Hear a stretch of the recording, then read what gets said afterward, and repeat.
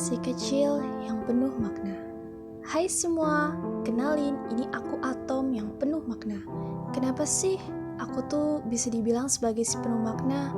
Padahal, kata Bapak si Dalton, aku itu bagian terkecil dari suatu materi yang sudah tidak dapat terbagi-bagi lagi loh. Dan aku juga dapat digambarkan sebagai bola pejal yang sangat kecil. Namun, ketika aku dengan saudara-saudaraku bergabung, ternyata kita dapat membentuk suatu senyawa. Sayangnya, banyak yang beranggapan bahwa perkataan Bapakku Dalton itu kuranglah tepat. Paman Thomson akhirnya memperbaiki dugaan-dugaan dari Bapak Dalton yang kurang tepat tersebut dengan membawaku pada sebuah eksperimen dan ditempatkan pada tabung sinar katoda yang sangat besar. Setelah eksperimen ini, akhirnya Paman melihat pada diriku ini terdapat partikel bermuatan negatif yang disebut sebagai elektron. Aku senang mendengarnya karena pada akhirnya aku memiliki seorang teman yang bernama elektron. Paman Thomson juga menggambarkanku seperti roti kismis atau kue onde-onde loh, di mana seluruh permukaanku dipenuhi oleh elektron dan partikel lain yang bermuatan positif, sehingga tubuhku terasa netral. Tapi aku sedikit heran oleh Paman, dari manakah partikel bermuatan positif itu ya? Dengan nyenyaknya, aku tertidur pada malam itu. Tiba-tiba, aku dikagetkan dengan keberadaanku pada sebuah eksperimen yang dilakukan oleh Paman Rutherford. Yah, aku dieksperimen lagi. Sejujurnya, aku bosan sekali dengan ini. Mengapa harus diriku? Namun, Paman meyakinkanku bahwa aku ada keajaiban. Kali ini, Paman melakukan eksperimen dengan penembakan lempeng tipis oleh partikel alfa. Ternyata, partikel itu ada yang diteruskan, dibelokkan, dan juga dipantulkan loh. Wah, keren sekali diriku ini. Berarti di dalam diriku terdapat susunan-susunan partikel bermuatan positif dan juga negatif ya. Dengan lantangnya, Paman berhipotesa mengenai diriku bahwa atom yang tersusun dari inti atom dan elektron yang mengelilinginya. Inti atom bermuatan positif dan massa atom yang terpusat pada inti atom. Namun sayangnya, Paman Rutherford tidak dapat menjelaskan kepada dunia mengapa elektron tidak jatuh ke dalam inti pada diriku. Jika dikaji dengan teori fisika, gerakan elektron yang mengitari inti ini disertai pemancaran energi, sehingga lama-kelamaan energi elektron akan berkurang dan lintasannya makin lama akan mendekati inti dan jatuh ke dalam inti pada diriku. Pada keesokan harinya, teman Paman yang bernama Niels Bohr datang ke rumah. Paman Bohr ini berniat baik untuk membantu Paman Rutherford memperbaiki keadaanku. Dengan melakukan percobaannya menganalisa spektrum warna dari diriku, yaitu atom hidrogen yang berbentuk garis.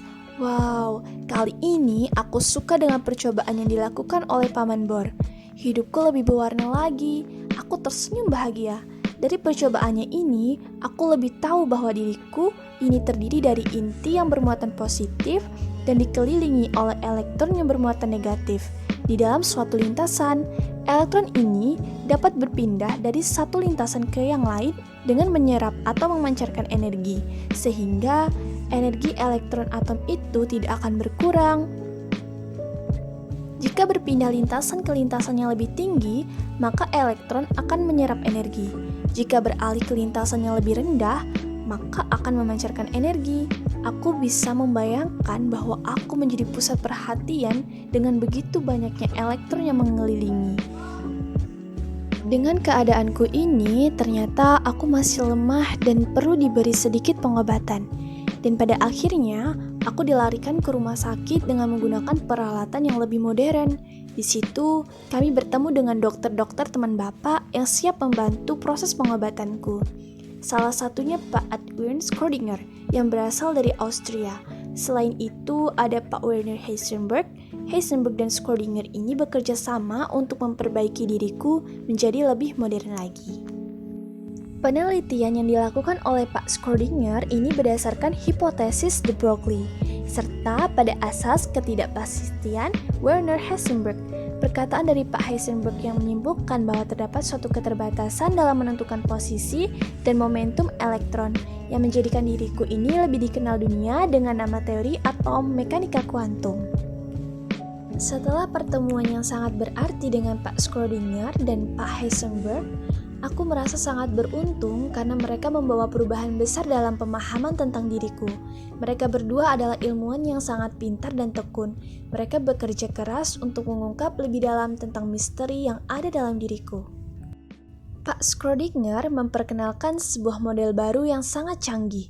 Beliau menggambarkan diriku bukan lagi sebagai benda pejal seperti yang dibayangkan oleh Bapak Dalton atau sebagai roti kismis seperti yang dikatakan oleh Paman Thomson, melainkan sebagai sebuah entitas dengan sifat gelombang. Beliau menggunakan persamaan matematika yang kompleks untuk menjelaskan keberadaan elektron di sekitarku, yang dikenal dengan persamaan Schrödinger. Dengan persamaan ini, beliau dapat menentukan probabilitas di mana elektron mungkin berada di sekitarku. Hal ini menggambarkan bahwa elektron tidak memiliki lintasan pasti, seperti yang diusulkan oleh Paman Bohr, melainkan ada di dalam orbital yang merupakan daerah dengan kemungkinan terbesar untuk menemukan elektron. Sementara itu, Pak Heisenberg dengan asas ketidakpastiannya memberikan pemahaman baru tentang diriku. Menurut asas ketidakpastian Heisenberg, kita tidak bisa mengetahui dengan pasti posisi dan momentum elektron secara bersamaan loh. Jika kita mengetahui posisinya dengan sangat tepat, maka momentum elektron tersebut menjadi sangat tidak pasti, dan sebaliknya. Hal ini memberikan pandangan baru bahwa dunia kuantum, dunia tempat aku berada, penuh dengan probabilitas dan ketidakpastian. Bersama-sama, teori mekanika kuantum yang dikembangkan oleh Pak Schrödinger dan Pak Heisenberg mengubah cara dunia memandang diriku. Aku tidak lagi dipandang sebagai partikel kecil yang sederhana, tetapi sebagai entitas yang kompleks dengan sifat gelombang dan probabilitas. Dunia kuantum tempat aku berada penuh dengan keindahan dan misteri yang belum sepenuhnya terungkap. Sekarang, aku tidak hanya dikenal sebagai bagian terkecil dari materi, tetapi juga sebagai entitas yang penuh dengan makna dan keajaiban. Keberadaanku yang kompleks ini menunjukkan betapa indahnya alam semesta dan betapa banyak hal yang masih bisa kita pelajari dari dunia di sekitar kita. Penelitian tentang diriku terus berlanjut, dan aku yakin bahwa di masa depan kita akan menentukan lebih banyak lagi keajaiban yang tersembunyi di dalam diriku.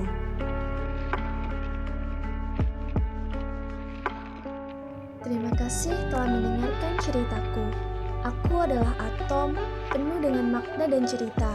Aku adalah bukti bahwa meskipun sesuatu tampak kecil dan sederhana, di dalamnya terdapat kompleksitas dan keajaiban yang luar biasa.